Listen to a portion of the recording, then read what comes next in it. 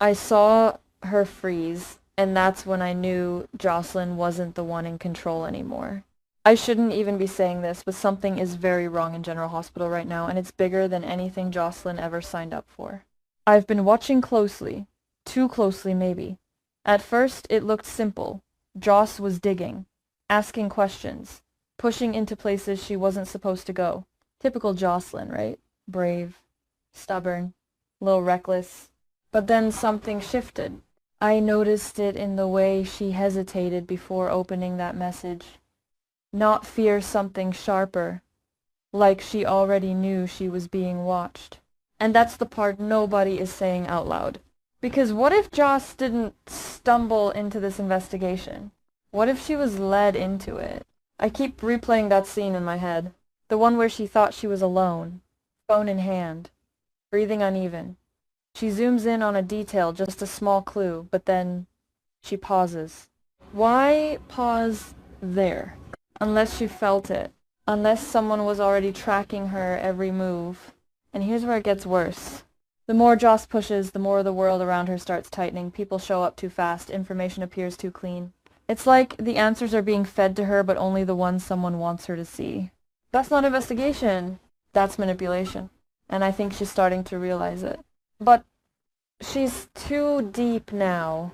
I mean, think about it. How many times has she almost uncovered something only to be interrupted? A call. A distraction. Someone conveniently stepping in.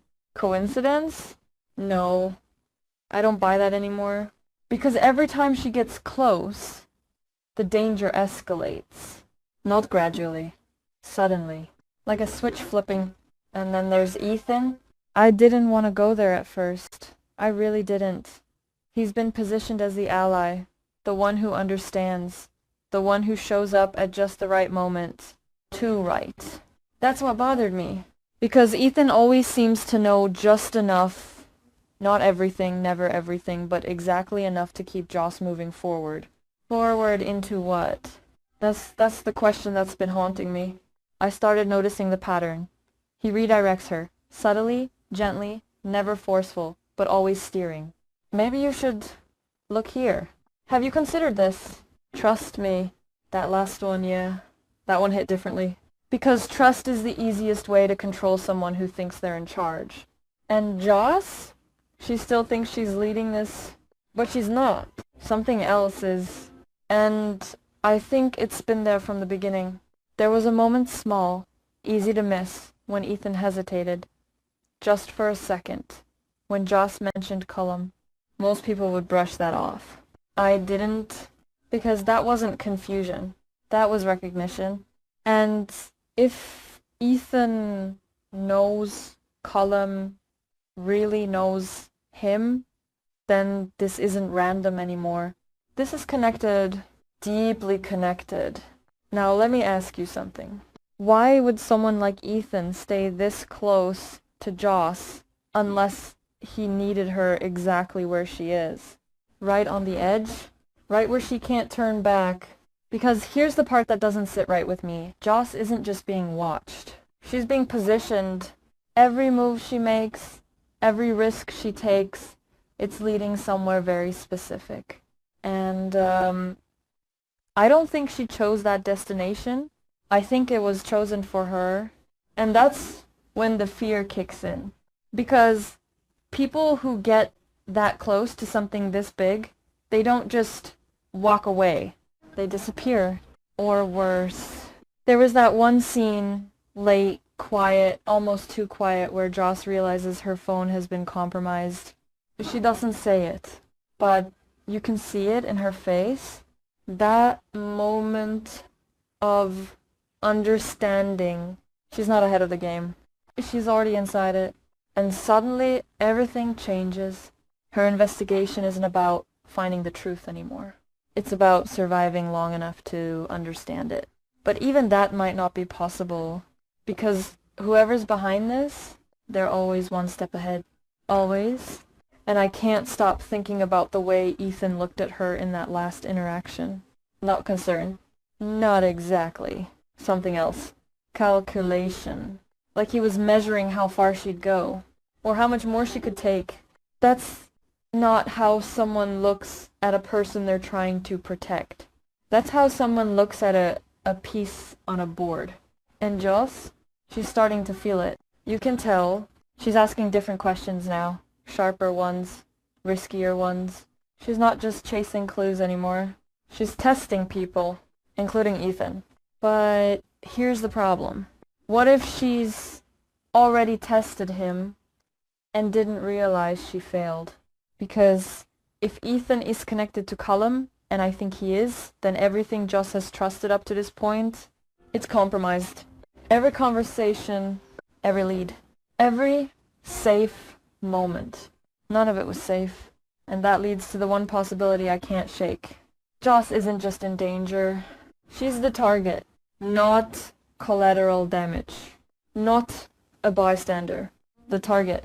Which means all of this, the investigation, the clues, the tension, it's been building toward one thing.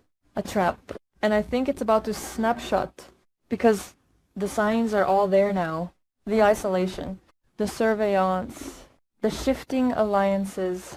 And that growing sense that something is about to go very, very wrong.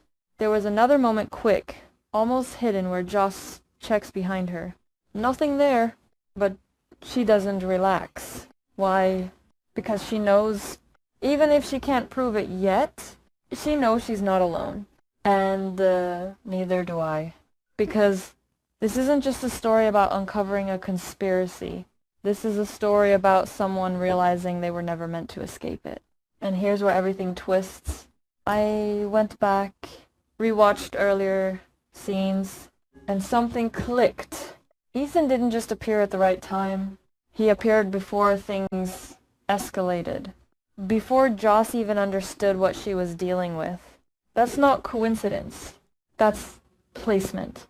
Which means he was there from the start, not reacting or helping, guiding, setting the pace, feeding the narrative. And if that's true, then Joss never had a chance. That's the twist nobody wants to admit. The person she trusted the most might be the one who led her straight into this. And now it's too late. Because Joss is closing in on something big. Too big, and whoever's pulling the strings, they won't let her walk away with that knowledge. So what happens next? That's where it gets dangerous. Because I don't think this ends with her just figuring it out. I think it ends with her being stopped, permanently or temporarily. Either way, it's not good. Kidnapping, it's possible. A setup, even more likely.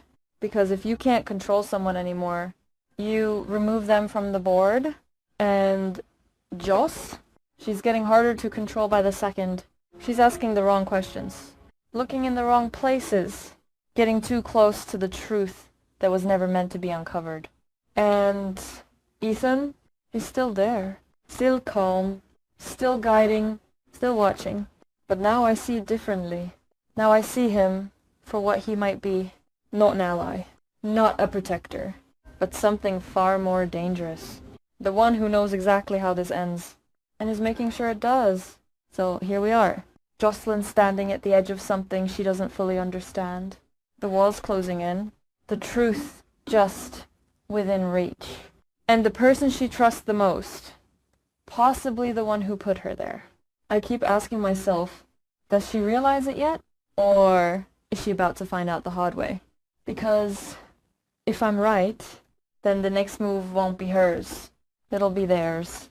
And when that happens, there's no guarantee she makes it out. So tell me, if you were Joss, would you run? Or would you keep digging, even if it's exactly what they want?